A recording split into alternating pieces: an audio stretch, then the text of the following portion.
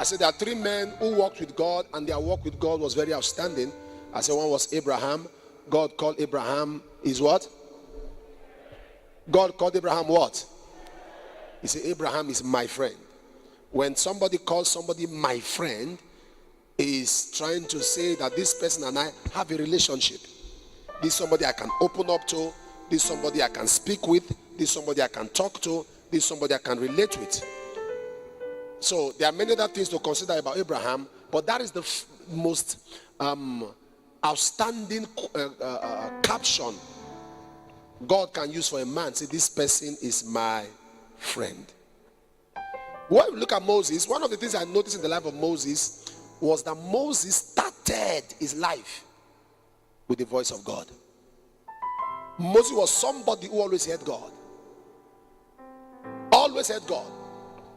If you read Exodus 3, you read chapter 3, chapter 4, chapter 5, chapter 6, chapter 7, chapter 8, chapter 10, chapter 11, chapter 12, chapter 13, chapter 14, 15, 16, up to 17.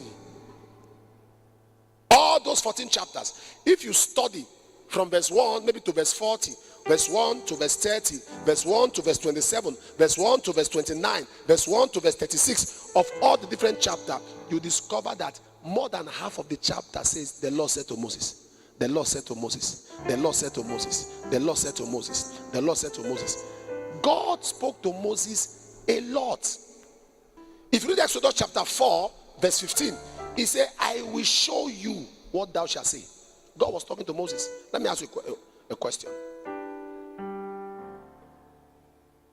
Do you see words?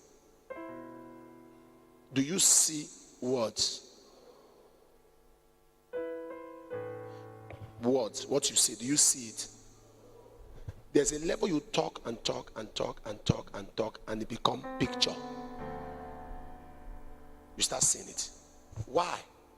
Because you are saying it as you are hearing it from the Lord. In 1 Samuel chapter 3 verse 9, what made Samuel outstanding was the voice of God. Speak, Lord, for thy servant heareth. From the one. From the one. What made Paul outstanding? What made Paul outstanding? Was the voice of God. Acts chapter 9 verse 6. Actually, if you start from verse 5, Jesus was introducing himself. When he got to verse 6, he said, what would you have me to do? What is your assignment for me? But started from verse 5, when the Lord said to him, Acts chapter 9. He said, and the Lord said to him, imagine the first day. The Lord said to him, I am Jesus. And he said, who art thou? And the Lord said to him, I am Jesus, who thou persecutest. I am. The Lord said to him. The Lord said to him. When Moses handed over to Joshua, the first thing God did in Joshua chapter 1 is, and the Lord said to Joshua, as I was with Moses, so will I be with you. Verse 1, now after the death of Moses, the servant of the Lord, it came to pass that the Lord spake unto Joshua, the son of Nun. When Moses died, God spake to Joshua. Now, you're going to see when, okay, let me show you something. Let me give you go to Judges, that's Joshua 1:1, right? Let me show you something now. I'll leave you to make the experiment. Joshua 1:1. He said, now after the death of Moses, listen to this. The servant of the Lord, it came to pass that the Lord spake unto Joshua, the son of Nun, Moses' minister. Did you see that? Did you see that? After the death of Moses, the servant of the Lord, it came to pass, the Lord spake unto Joshua, the son of Nun, Moses' minister, saying. Did you see that? Judges 1 verse 1. Judges chapter 1 verse 1. Now after the death of Joshua, it came to pass, the children of Israel asked the Lord,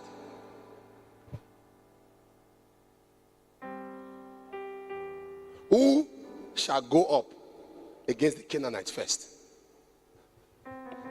Joshua 1:1.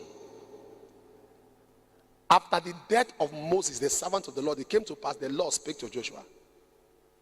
Judges 1:1. After the death, I came to pass after the death of Joshua,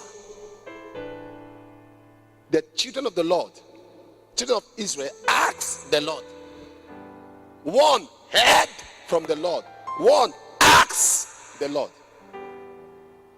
Before Moses died, he impacted somebody. When Joshua died, he impacted nobody.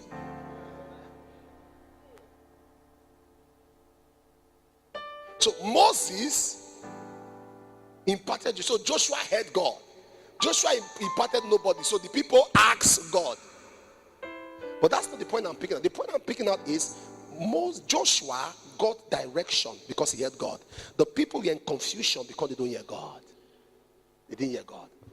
Moses' strength was that he heard the voice of God continually, regularly. Isaiah 53 verse 11. He shall see the travail of his soul and be satisfied. The pain that Jesus would have gone through, Jesus went through it and satisfied God. So I can go through it. So it doesn't matter what I'm experiencing, what I'm seeing, what is happening to me right now. It's not what the word of God says, because I have had God. Now don't forget, I told you, hearing the voice of God is different dimension. You can hear God in your spirit, man. You can hear God audibly. That's different way to hear God. But in case you are not in that category, the easiest way to hear God is to hear his word.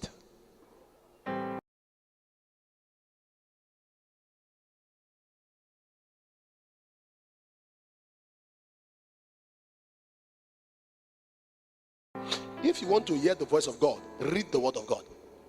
When you read God, very soon you will hear God.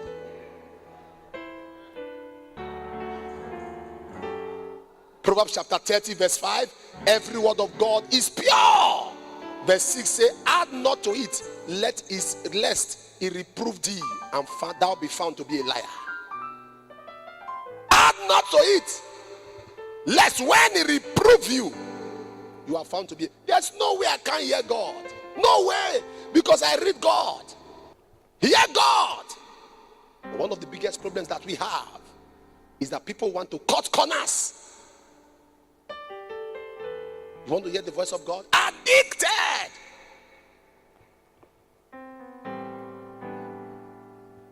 Stop all this. Oh God, speak to my spirit, speak to my ear. Study the word of God. As you continually study the word of God, one day, somebody say one day. When God will speak, it will be like a dream.